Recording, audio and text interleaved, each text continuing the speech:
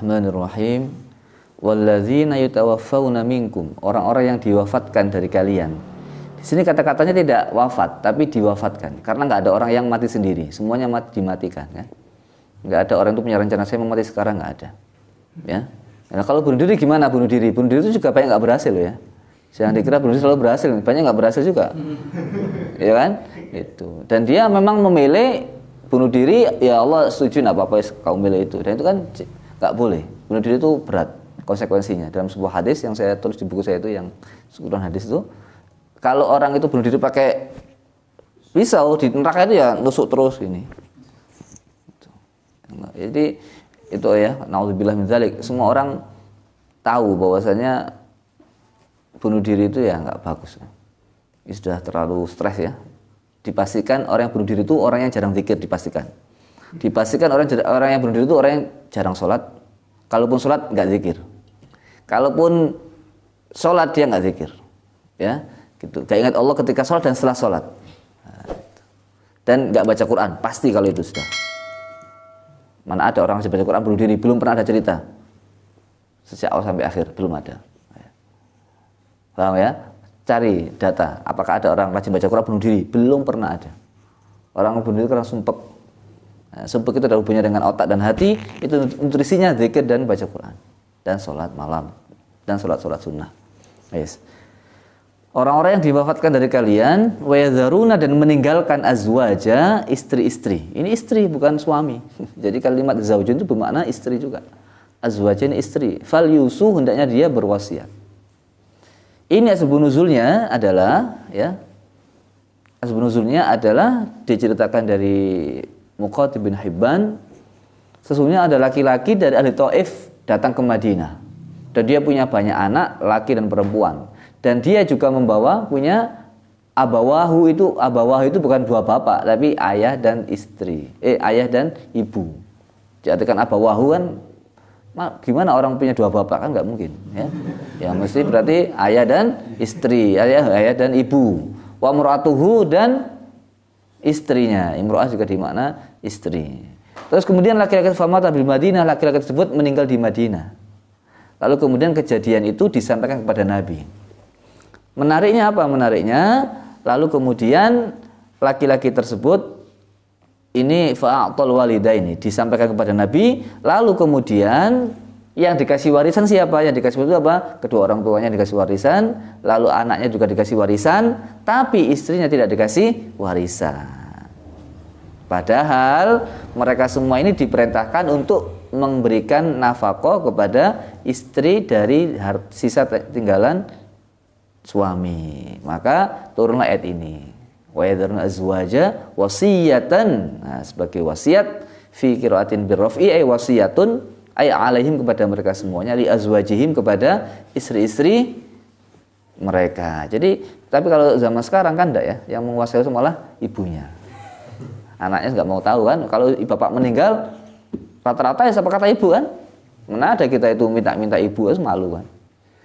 Ya pada kenyataannya ya, kecuali kalau ibu kedua, ibu yang sudah anaknya sudah besar, ibunya sudah meninggal yang pertama, ya baru biasanya anaknya dan ibu angkatnya ini biasanya berantem, ada kasus juga itu. Karena ibu yang kedua sudah tahu enaknya, nggak tahu perjuangannya. Tapi kalau masih ibu satu ya, itu rata-rata anaknya hampir nggak, kalau anaknya soleh loh ini ya, rata-rata nggak mau tahu urusan warisan, biasanya kata ibu aja warisan gitu. Kita sejak kecil dirawat sama ibu, masa berani minta harta itu kan, nggak mentolo hati itu ya, coba kalian rasakan ya. Jadi ini biasanya, tapi zaman dulu ternyata ya seperti ini, perempuan masih dianggap sebelah mata ya, waktu zaman turun ini. Akhirnya turunlah perintah untuk memberikan warisan kepada istri-istri itu. Bahkan dulu itu istri itu diwaris sama anak ya. Ya otomatis bukan ibu kandung mungkin ya, ibu-ibu ya nikah lagi sama orang lain, ibunya sudah meninggal atau ibu yang lain, itu anaknya bapaknya meninggal, diwaris ibunya, ibu angkatnya diwaris, itu biasa itu ya. Jadi memang zaman jahiliyah itu memang repot ya. Jadi jangan sampai kita kembali ke masa-masa itu. Udah, li azwajihim wasiyatan li azwajihim. Ayat ini ya, walladzina yatawaffawna minkum wa yadharuna azwaja, ini sudah dimansukh. Dimansukh apa? Dimansukh walladzina oleh ayat sebelumnya. Dalam Al-Qur'an kan kalau nasikh mansukh itu biasanya memang Al-Qur'an kan susunannya tidak sesuai dengan asbun nuzul ya. Tapi dalam Al-Qur'an ayat yang menasikh itu selalu lebih akhir daripada yang dimansukh. Kan wajar, ayat yang dihapus di awal, yang menghapus di akhir, susunannya dulu ya, kan wajar. Meskipun Al-Quran disusun tidak sesuai dengan nuzulnya. Tapi dalam Al-Quran hanya ada 2 ayat yang menasikh itu di duluan, yang dimansukh di belakang. Kan kebalik ya. Yang dimansukh itu di belakang, yang nasikh di depan. Mestinya kan dibalik. Nah, dalam Al-Quran ada 2, yaitu ayat ini. Ayat ini tadi yang kita baca itu dimansukh oleh ayat 234 yang berbunyi sama yang di atas sendiri kalau susunan Al-Quran, walladzina tawaffawna minkum wa yadharuna azwaja yatarabbasna bi anfusihinna arba'ata asyhuri wa asyra. Karena kalau di sini kan nggak ada batas iddahnya soalnya. Kan ada wasiat itu kan, ya azwajihim. Nggak ada iddahnya. Nggak ada berapa, nah ini iddahnya sampai ilal hauli. Sampai setahun. Nah, ini dimansukh nggak sampai setahun tapi 4 bulan 10 hari. Untuk iddah ini ternyata lengkap dalam Al-Quran ya. Iddah ini dalam Al-Quran lengkap. Quran kan jarang bicara fikih detail, tapi untuk iddah detail. Nah, ini menunjukkan bahwasanya hukum kepada manusia itu berat. Hubungan dengan manusia itu hubungannya berat. Hubungan anak, murid, saudara itu sampai di hari kiamat. Sampai hari kiamat itu, ya kan, dalam Al-Quran, yauma yafirrul mar'u min akhihi wa ummihi wa abihi wa sahibati wa banihi. Dalam Al-Quran surat yang lain juga apa? Walladzina amanu wattaba'athum dzurriyyatuhum biimanin alhaqna bihim dzurriyyatahum wa ma asnahum min amalihim min syai'. Itu artinya apa? Orang beriman dan beramal saleh, wattaba'athum dzurriyyatuhum biimanin alhaqna bihim dzurriyyatahum. Jadi kalau ayahnya ini seorang wali besar ya, orang soleh, anaknya itu biasa-biasa tapi ya soleh tetap, dia punya iman. Itu nanti derajatnya itu sama dengan ayahnya. Ayat ini dalilnya. Wa ma alsnahum min amalihim min syai', dan amal ayahnya enggak berkurang sedikit pun. Kullu nafsin bima kasabarohin gitu. Ya kan? Jadi orang tua ini bisa ngatrol anaknya yang soleh. Meskipun anaknya biasa-biasa, penting punya iman ya. Ini walladzina amanu wattaba'athum dzurriyyatuhum biimanin, harus punya iman anaknya. Kalau nggak punya iman ya nggak bisa. Jadi meskipun anaknya kiainya nyantai itu, besok sama derajatnya di surga sama dengan bapaknya itu. Ya kan? Itu hebatnya. Maka kalian harus jadi kiai. Sampai nanti anakmu itu keangkat derajatnya. Itu. Jadi anak itu juga cerminan orang tua. Ya nggak selalu, tapi itu sudah rata-rata. Kalau ada yang nggak begitu, berarti ada sedikit rumus-rumus yang tersembunyi di situ. Kenapa kok begini ya? Gitu. Jadi kalau kamu kok rajin puasa, bapakmu jarang puasa misalkan, itu mesti ayahmu punya keistimewaan yang kamu nggak tahu. Atau orang ibumu, atau mbah-mbahmu dulu, kakek-kakek itu. Itu juga pengaruh sekali. Nah kalau misalkan seumpama orang tua kita tidak sesoleh yang kita harapkan ya, berarti kamu yang buat bendera baru, buat jalur baru. Nanti kamu bisa memberikan syafaat kepada orang tuamu. Paham ya? Jadi anak soleh itu bisa mengangkat derajat orang tuanya juga. Dalam yang kita baca kemarin, seorang orang tua dikasih mahkota dari Allah, dikasih mahkota. Kenapa saya dikasih mahkota ini ya Allah? Karena anakmu mengamalkan Quran. Dia baca Quran dan mengamalkannya. Wah, anaknya bisa, hadisnya sahih kalau itu jelas itu. Jadi anak juga bisa membantu orang tua, dan kita bisa besar karena jeripaya orang tua. Nggak mungkin kita tiba-tiba besar sukses, nggak mungkin. Dari mengandung itu berat, orang mengandung itu, orang hamil itu masya Allah penderitaannya itu berat sekali. Ada yang sampai nggak mau makan muntah, mual, itu nggak seminggu 2 minggu, berbulan-bulan kadang-kadang. Ada yang nggak mau mandi juga ada ternyata itu. Pas hamil itu nggak mau mandi. Ada yang pas hamil itu nggak mau bau suaminya, bau itu nggak mau ya. Jadi ada yang hamil itu wis macam-macam orang hamil itu ya, wis pokoknya berat, susah itu. Artinya penderitaannya itu berterus menerus. Bau masakan ada yang nggak mau. ada yang nggak mau bau buah, macam-macam lah itu penderitaannya. Otomatis suaminya juga, bapak ayah kalian juga pasti merasakan kan penderitaannya. Jadi belum lagi pas mengeluarkan, belum lagi pas menyusui, pas rewel, belum lagi biayai kuliah tambah. Ya kan, orang tua boleh jadi mikir ya, kalian nggak tahu susahnya orang tua ngirimi uang gitu, ya kan? Nah, maka kita harus membuat jalur baru, kita harus merubah masa depan kita, bukan masa depan di dunia, tapi masa depan di akhirat kita rubah. Masa depan di dunia itu ya memang ada perjuangan, tapi perjuangan yang tidak ada habisnya, kenikmatan yang tidak ada batasnya, ada kebahagiaan manakala kita bisa mengubah kebahagiaan di akhirat dari celaka menjadi bahagia. Paham ya? Nah, berubah dengan apa? Kita dengan jadi orang yang soleh melalui apa? Melalui apa? Melalui Al-Quran. Kita baca Al-Quran, ngafalin Quran, dekat dengan Quran, menikmati Quran. Itu luar biasa. Mondok termasuk istimewa ya. Orang mondok nggak semuanya kuat ya. Di rumah aja banyak susahnya, apalagi di pondok. Tapi di pondok insya Allah kalau orang dapat hidayah itu lebih sering daripada di rumah. Di pondok ada nggak enaknya, di rumah apa nggak ada nggak enaknya sama. Kalau di rumah ada nggak enaknya itu kadang-kadang nggak ada solusinya. Kadang-kadang. Apalagi nggak enak masalah hati kan. Kalau di pondok kan susah, ada ya latifan bi khalqi kan enak. Ya kan? Atau lagi susah dunia putus asa. Ya Allah biha, ya Allah biha, ya Allah bi husnil khotimah. Sebenarnya husnul khotimah biar dunia susah. Ini ada harapan. Kalau di rumah apa? Coba. Kena HP game-giman kalah terus. Ya. Lihat YouTube kuota habis. Coba kemana coba? Mau ke kafe nggak ada uang. Terus kemana sumpah mau dilarikan? Masjid jauh dari rumah. Mau jalan kaki terlambat. Sepeda motor nggak ada bensinnya. Apa yang terjadi? Coba. Di pondok usahamu itu masih ada harapan bahagia. Ya kan? Nah, gitu. Masih dengar suara-suara Quran. Dengar teman kita belajar. Ada semangat saya mau jadi orang ilmuwan. Kan begitu.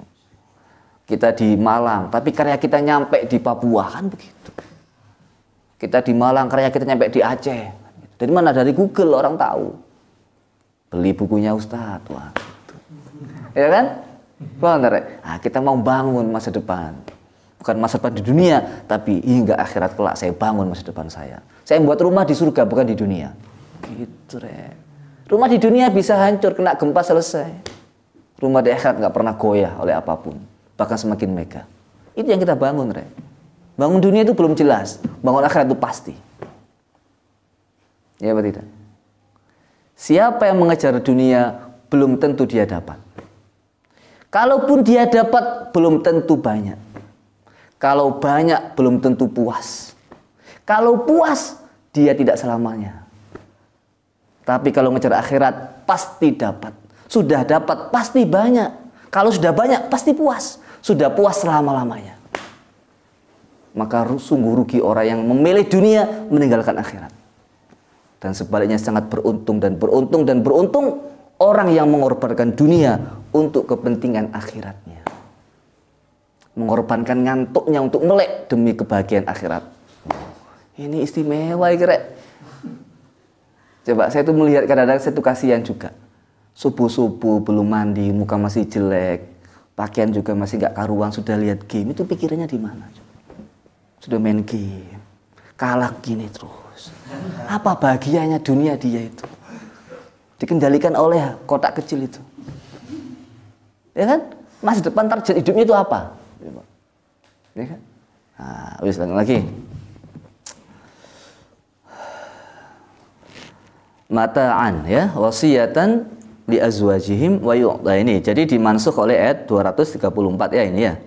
Wa yu'tuhunna, dan mereka memberikan kepada istri-istri itu mata'an. Mata'an di sini artinya kenikmatan. Kenikmatan di sini tafsirnya adalah ma yatamatta'na bihi minan nafaqati wal kiswati.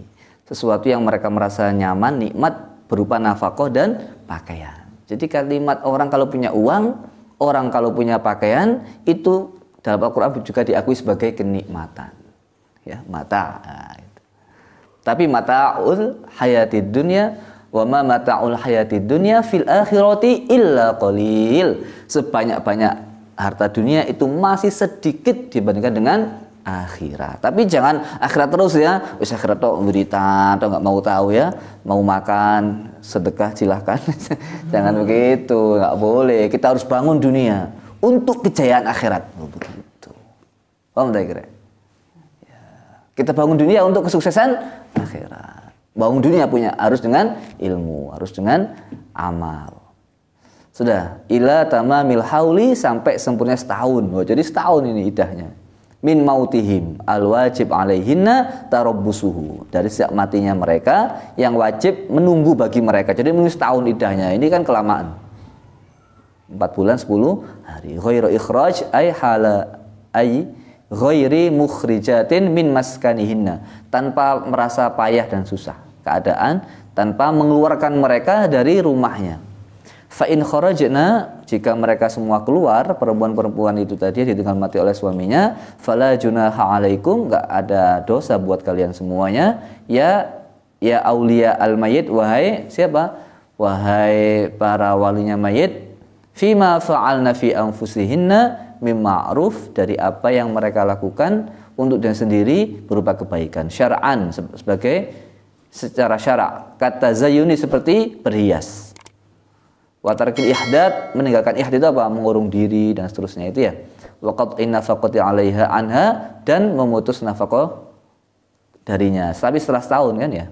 Wallahu azizun, Allah itu maha mulia, fi mulkihi, dalam kerajaannya, hakimun, dan Allah yang bijaksana, fi sun'ihi, dalam perbuatannya itu. Jadi Allah itu bijaksana ya, jangan khawatir. Jadi jangan pernah mengeluh, nikmati segala penderitaanmu untuk merasakan hakikat kebahagiaan yang sesungguhnya. Bagaimana kita tahu bahagia kalau belum pernah merasakan susah? Bagaimana kita tahu nasi nggak enak kalau belum pernah makan nasi yang tidak enak? Paham tak kira? Bagaimana merasakan daging itu enak kalau sebelum merasakan tempe yang bosan terus menerus? Kan begitu. Bagaimana bisa merasakan tempe yang nikmat kalau kita itu nggak makan daging setiap hari? Nah, jadi untuk merasakan tempe yang nikmat gampang, makan daging terus ya, nanti tempe itu nikmat sekali. Ya betul, itu saya ngomong bener. Teman-teman yang di luar negeri itu yang diidolakan tempe sama tahu. Karena sudah bosan lihat daging ayam, terus makannya begitu. Tempe itu barang istimewa. Orang makan tempe sudah diupload status sudah. Kalau kita makan daging diupload, berarti itu menunjukkan cara makan daging. Kalau kalian upload tempe sama tahu, berarti kamu ini sudah kaya, sudah bosan kaya, sudah bosan makan enak gitu. Kan?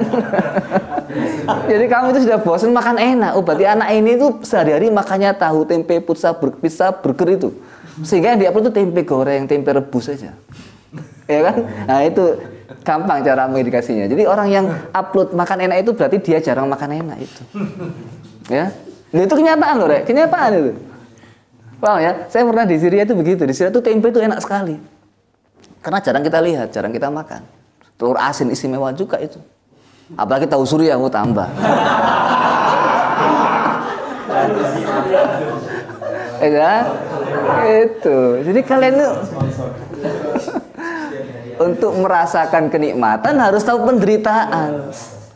Lah kalau ada kenikmatan nggak ada penderitaan, mana kenikmatan bukan kenikmatan biasa aja itu. Iya apa tidak?